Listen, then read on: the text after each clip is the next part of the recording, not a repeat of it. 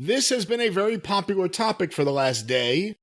Several people have sent in questions. For the last day? For the emails I'm looking at right now from yesterday and today. So I'm assuming it just happened. Well, we get so many. We've gotten a lot about this one, and we've also gotten tweets about it. I'm going to read a couple questions because they tackle this in two different ways from what I'm seeing here. This first question, sent to CornyDriveThru@gmail.com from Catman. On a podcast from Saturday night, Dave Meltzer said, quote, Roman Reigns and Kenny Omega are essentially the same character. What? Later in the same podcast, he stated that, quote, AEW has built an organization that is worth a lot of money right now. It wouldn't go for $5 billion like WWE, but it would be a pretty expensive buy right now because it's doing very good ratings. He wanted to hear your thoughts on those, but let me real quick follow up on that. This email was sent to CornyDriveThru@gmail.com from Daniel in Staten Island. He has a full quote here from Dave. Here's the quote. Roman Reigns and Kenny Omega are essentially the same character in the sense that they are heels who are being groomed to be the top babyface star down the line of the promotion. AEW is at least trying to book in a way that makes the matches exciting, and WWE is trying to book Roman Reigns and tell you, it doesn't matter, he's gonna kill the guy. What are your thoughts, Jim, on Dave comparing Roman Reigns to Kenny Omega? Essentially the same. That was a babbling and incoherent explanation of what... I don't even know where to start. There is absolutely no similarity whatsoever between Roman Reigns and Kenny Olivier, and Uncle Dave has tried to shoehorn one in there by saying they're both being booked now as top heels with the thought to be top baby faces in the future. Well, goddamn, you could actually apply that to anybody that's ever been a top baby face or a top heel in any company. That's true. Because you're always booking if they're a true. heel. Yes, you're booking them like they're a heel now, and I bet we can switch them babyface. What the fuck? It's not like they're taking some guy from jerking the curtain and putting him a surprise. He's in the main event. He's a champion now. Whatever. That doesn't make any sense. He's grasping at straws. Yeah, that wouldn't make them essentially the same character because the idea is eventually you could turn them. They are not in any way the same character. And besides that, can you think... They tried Olivier as a babyface, and he was an annoying, smarmy, fucking goofy talking, fucking effeminate acting, fucking just doofus who couldn't take anything seriously.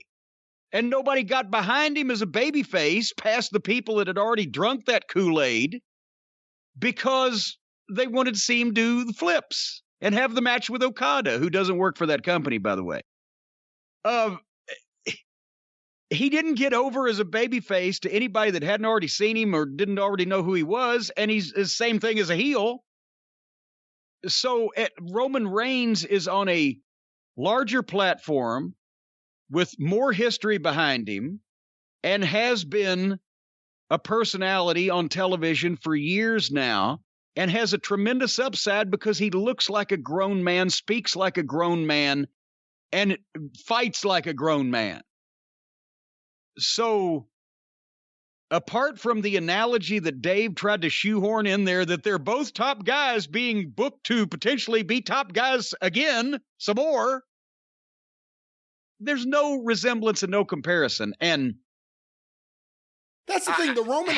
Roman Reigns is a top heel character with Paul Heyman, and the entire character and every storyline's based around intimidation, and Kenny Omega and Callis are doing bad comedy. But there's always an analogy for Uncle Dave, because if he happens to see a TV commercial that says Sears Die Hard batteries, 3 for $100 on sale right now at AutoZone, he would write that, some of the wrestlers on AEW have cars that have batteries in them, and those cars run much better than the cars owned by the folks in the WWE. It doesn't make any difference. He's going to try to equate AEW with something in his, and that it's everybody's been putting out the rumor, and we've joked about it, that Dave's on the payroll, and he may or may not be, but nobody would do this just for money. this is some kind of personal grudge he's got against the rest of the world who's seen through it and who is offended at his constant support of this bullshit. And so he's doubling down. No, they're actually great. Everything about it is great. Everything they do has a purpose. Everything means something. No, it doesn't. Everybody's seeing it now. That's why everybody's shooting Dave shit down now. That's why it's become so desperate. What are they? It's like one of the, I don't know if it's the right term, the catfishing is when they. No, that's different. That's when they dupe someone. When some guy just can't get over a fucking girl and talks constantly about her even though she's not interested in him, and everything she does is perfect. Dave is like one of those, it's like Cartman when he had the girlfriend on South Park. Oh, you're so funny. Girls are so funny. He's fawning over AEW, and nobody would do it to this extreme, even if they were being paid. He's just pissed that most people don't like the bullshit wrestling he likes now. And he can't just move on from it. No matter what topic you raise, the sun's going to come out tomorrow. Yeah, and AEW is going to be even greater with that sunlight on it. Everything ties into AEW for him. And it's sad. And he's lost a lot of fucking people that used to really enjoy talking to him over it. It's, AEW is one thing, and obviously Dave's relationship with Tony Khan, and there's something to be said for that. But to me, it's specific to Omega and the Bucks. Dave anointed them, and Dave looks to protect them, in my eyes, as someone who reads The Observer. But, okay, if Omega had just wrestled that Tokyo Dome match, and that was it, people other than Jim Cornette would have said, that was a really great match. Let's see what's next year. Dave was the one that singled Omega out and gave him star ratings that no one else has ever received multiple times.